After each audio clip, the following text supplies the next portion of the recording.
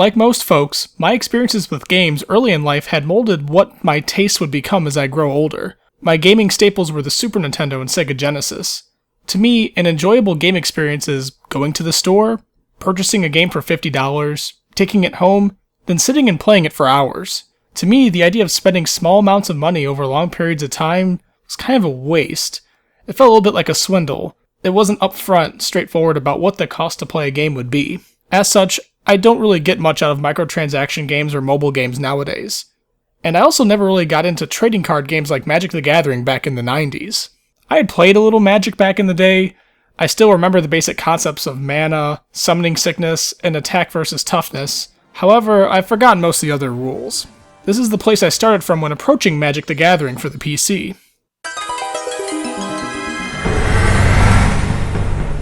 Welcome to the Magic tutorial, where those unfamiliar with the game of Magic are initiated into its mysterious ways.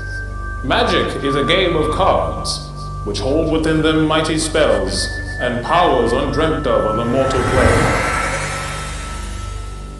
You access these mighty magics by building decks of cards, carefully selecting a balance of creatures, lands, spells, and artifacts that will work together to vanquish your wizardly opponents. The ways of Magic are complex, and it will take some time to learn the game's many subtleties. But heed what we say, and you will soon be trading spells with the masters. And so, we begin.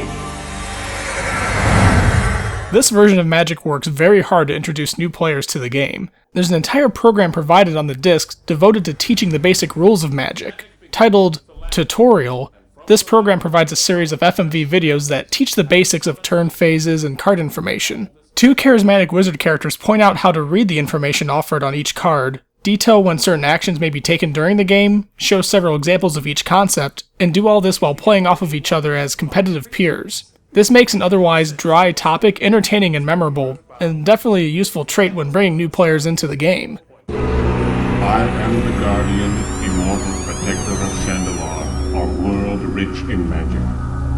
5 guilds have I made to prevent the misuse of mana. 5 wizards have I appointed to lead these guilds.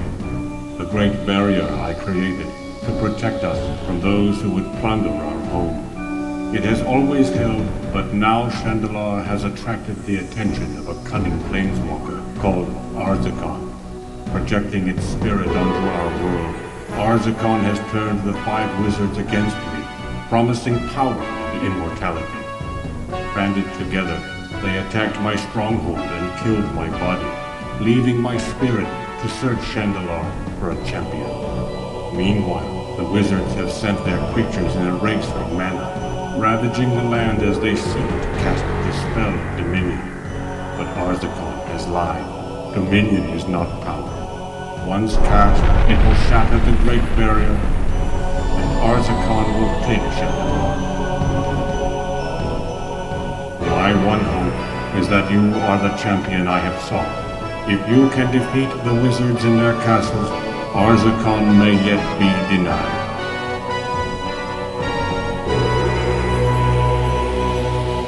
Once introduced to the game, Magic next pushes players into dueling through the single-player Chandelar campaign. Chandelar is an open-world role-playing game that uses deck building instead of stat building as its primary progression mechanic. Players name themselves, choose a mana type to focus on, and start the game with a randomly generated deck. From here, the player must duel random encounters to earn cards to either keep or sell to buy better cards. Through such fights and exploring dungeons, players then work to build a deck capable of battling the 5 wizards who threaten the land. This eases players into the idea of dueling while pressuring them to play with deck builds to progress through the game. NPCs provide hints to some helpful card combinations, but there isn't a lot of help provided for deck building specifically. Instead, players are expected to learn through trial and error. This process teaches the player respect for deck building and leverages objectives common to RPGs to create a hunger for card collecting. This is where the true purpose of Magic for PC becomes clear. They intend to convert PC gamers over to the trading card game and provide a place for Magic players to experiment with new card builds and generate motivation for building these decks with physical cards. This game is a very competent and enjoyable advertisement for the TCG. The lore of Chandelar strengthens the brand, and its RPG mechanics makes the card game more approachable.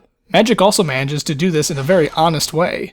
The PC game highlights the positive aspects of Magic, such as the broad spectrum of card combinations and diverse fantasy art, while not hiding the difficulty curve of learning a new trading card game. Now, Chandelar is a difficult game. After several hours of play, I still didn't get a good grip on progressing with my deck. I managed to learn a few useful combinations with my generated deck, however I struggled to incorporate new cards and take on more powerful duelists. In the face of this difficulty, I still had a lot of fun. I dug the magical and fantastic world of Chandelar, and I dived right into the craft of learning my deck. I wanted to get better at building my deck, and I felt smart when I used clever combinations of cards to strike back at my intimidating foes. This game makes me want to play Magic in the real world. I want to talk about Magic cards with my peers who play it. Now, there are some compatibility issues with modern PCs, and CPU speed issues if you run on a Windows 98 machine, but the experience is well worth the effort. If you have an old computer lying around, or you can grab one from a thrift store for cheap, I would highly suggest grabbing a copy of Magic the Gathering. You'll need at least a month to really master the ins and outs of the card game and complete Chandelar. Magic asks PC gamers to invest significant time into its various tools, with the payout being the door opened wide into a larger world of TCGs. But it's ultimately up to you to choose whether to step through or not.